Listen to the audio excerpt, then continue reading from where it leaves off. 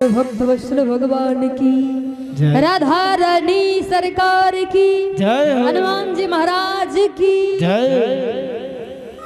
तो महाराज कहने का मतलब है कि घमंड नहीं करना।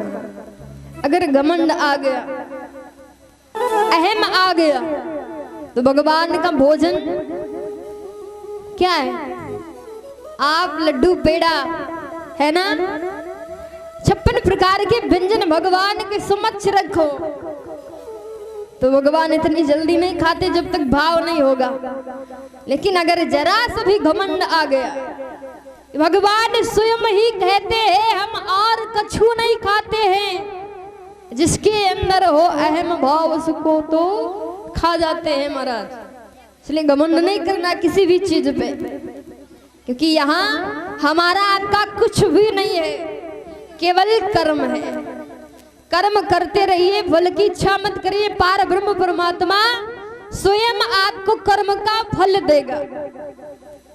अब बहुत लोग तो ऐसे भी हैं कि महाराज जो इच्छा होगी, जो मेरी किस्मत में लिखा होगा वो हमको मिलेगा, हमको मिल जाएगा, हाथ पे हाथ रख करके बैठ जाते हैं।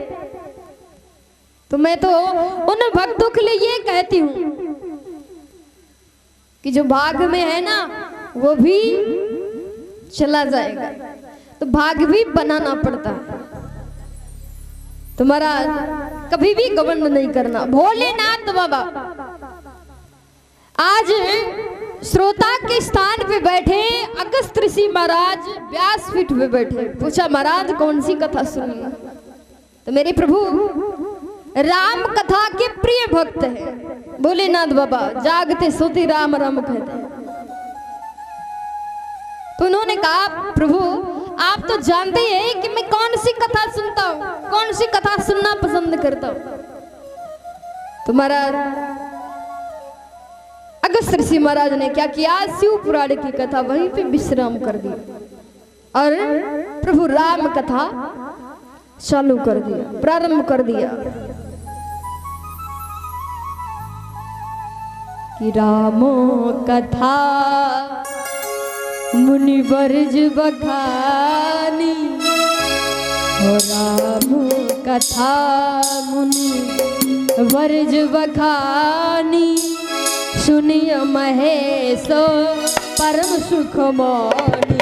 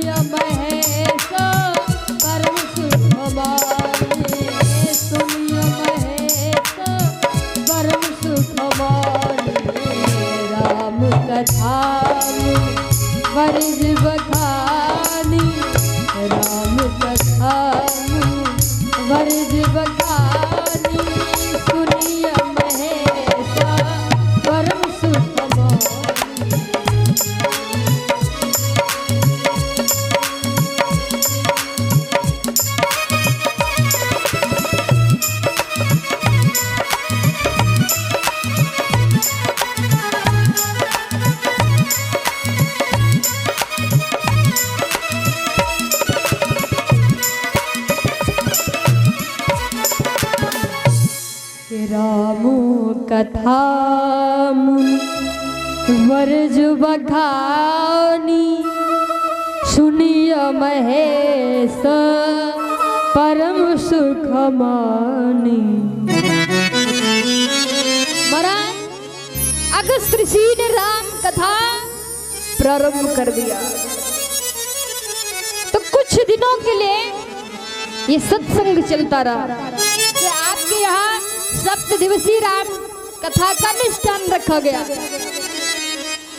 तो यहाँ तो निश्चित है 7 दिवसीय कथा, लेकिन वहां कोई दिनांक निश्चित नहीं था कितने दिनों तक कथा चलती रही।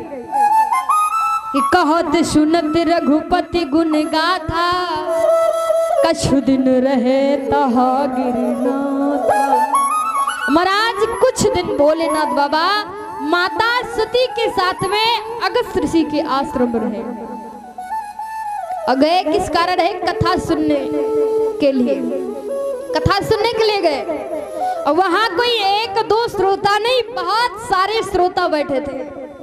जैसे आप लोग बैठे हैं उसी प्रकार से बहुत सारे श्रोता, साथ में माता सती जी भी कथा सुनने के लिए बैठे।